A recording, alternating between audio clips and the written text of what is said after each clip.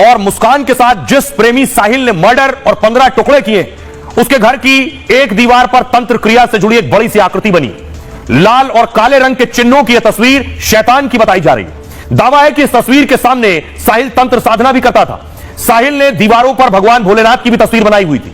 तांत्रिक और काला जादू करने वाले भी भगवान शिव को मानते हैं, तो क्या साहिल भी काला जादू या कोई सिद्धि हासिल कर रहा था? साहिल के कमरे में कई जगह अंग्रेजी शब्द भी लिखे हुए थे, जो उसके सनकी और रहस्यमयी होने के भी संकेत दे रहे हैं। साहिल मुस्कान के अलावा किसी से ज्यादा मिलता नहीं था, लेकिन साहिल के कमरे में एक बिल्ली जरूर मिली है, जो तस्वीरों में मैंने आपको दिखाई। साहिल ने बिल्ली पाल रखी थी। चमगादड़, उल्लू और बिल्ली को तंत्र और जादू से जोड़ा जाता है, तो क्या साहिल ने इसलिए अपने कमरे में बिल्ली भी पाल रखी थी?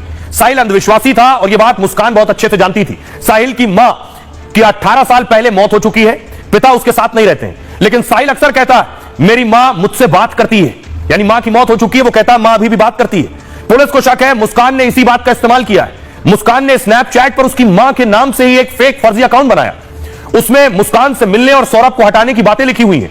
फिर कहा साहिल तुम्हारी मरी हुई मां अवतरित हो गई है, कहा कि मेरा बनने के लिए सौरभ का वध करना पड़ेगा। मां के आदेश की बात सुनकर साहिल तुरंत राजी हो गया।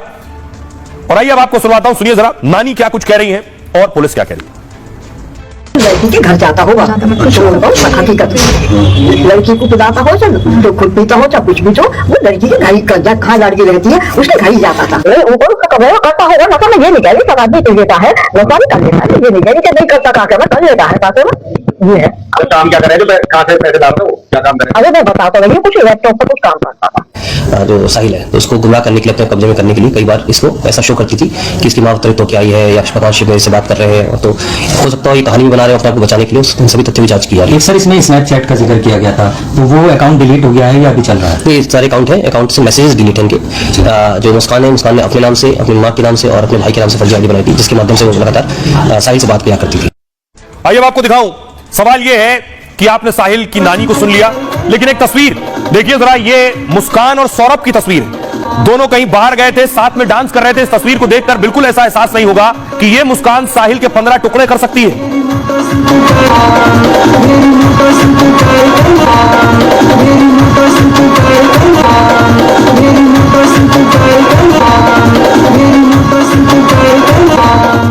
और उसके बाद देखिए जिसके साथ डांस कर रही थी, उसके 15 टुकड़े करके इस ड्रम में रखे थे। और ये जो बैग देख रहे हैं, पुलिस ने उसके बाद ड्रम को काटा है। ड्रम को काटने के बाद सीमेंट निकला है और शव के टुकड़ों को इस काले बैग में रखा गया है। लेकिन ताज्जुब की बात यह कि पति का सिर लेकर मुस्कान प्रेमी के घर चली गई थी। पूरी कहानी मैं आपको बताता हूं। मेरठ के दिल दहला देने वाले मर्डर में कई खुलासे हुए। नेवी अफसर रह चुका सौरभ लंदन में नौकरी करता था और उसकी पत्नी मुस्कान मेरठ में बेटी के साथ रहती थी। 2016 में परिवार की मर्जी के खिलाफ जाकर सौरभ ने मुस्कान से शादी की। नेवी और लंदन में नौकरी के चलते वो मुस्कान से दूर रहने लगा। मुस्कान को यह बात पसंद नहीं थी कि वो रिश्ता खत्म करना चाहती थी। दोनों की दोस्ती हुई और फिर दोनों एक दूसरे से प्यार करने लगे। मुस्कान और साहिल दोनों सौरभ को रास्ते से हटाने का प्लान बनाने लगे। सौरभ लंदन से कुछ दिन के लिए छुट्टी में भारत आया। दोनों ने उसका कत्ल कर शव ठिकाने लगाने की तैयारी की। मुस्कान ने ऑनलाइन पैकिंग बैग और ब्लीचिंग पाउडर खरीदा। साहिल और मुस्कान ने चिकन काटने वाले 2 चाकू भी खरीदे। फिर खाने में नशा देकर एक दिन सौरभ को सुला दिया। फिर बेरहमी से दोनों ने पहले सौरभ के सीने पर वार किया। बेरहमी से कत्ल के बाद अब बारी शव को ठिकाने लगाने की थी।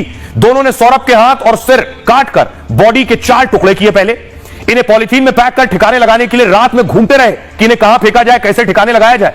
जब ठिकाने नहीं लगा पाए तो साहिल के घर चली गई मुस्कान। वो सर लेकर, वो बॉडी लेकर और वहीं सो गए।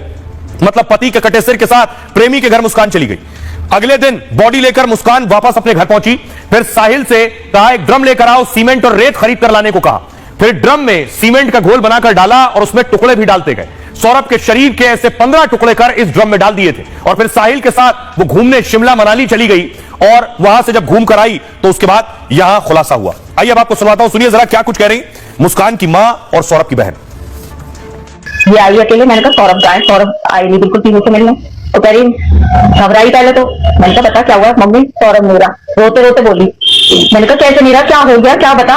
तो कहने लगी कि मम्मी उनका मर्डर हो गया। मैंने कहा मर्डर हो गया, किसने करा? तो उसने यही बताया कि उसके घर वालों ने मार दिया क्योंकि वो मुझे छोड़ नहीं रहे। उसके घर वाले तलाक चाह रहे थे, वो मुझे छोड़ नहीं रहे थे, इसलिए उसके घर वालों ने मार दिया। मैंने कहा बेटा तूने बताया क्यों नहीं? वो इस समाज के लायक नहीं है, वो खतरनाक है दूसरों के लिए भी। और मैं दूसरे बच्चों को ये सबक देना चाहता हूँ कि इस तरह का कदम नहीं उठाना चाहिए, उसे सजाए मौत होनी चाहिए। वो लड़की पहले भी भाग गई थी, वो पहले से ही कैरेक्टर में खराब थी, पर मेरे भाई को उसको इतना ज्यादा प्यार था, उस पर इतना अंधा भरोसा करता था कि उसके बगैर उसका चलता नहीं था। उसका प्लानिंग ही यही थी और उसने पहले से ही प्लानिंग करके चली थी कि मुझे ये सब ले लेना है और मैं निकल जाऊंगी। उसे ये नहीं पता था कि मैं फंस जाऊंगी। ये तो मेरठ की एक कहानी है। साहिल मुस्कान